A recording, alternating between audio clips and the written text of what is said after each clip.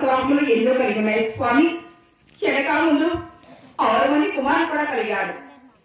కానీ కాలు కడిగి కన్యాభావం చేయటం కానీ, ఎత్తుకుని ముద్దాటుకు కానీ, పుట్టింటి వారు ఒక పేరు ప్రతిష్ట లేపడానికి, కాళ్ళు కడిగి కన్యాభావం చేయటందుకు, ఆ గర్భడున అమ్మాని పిలిపించుకోవడానికి ఒక ఆడవాళ్ళ సంతానం కూడా కలగలేదు స్వామి.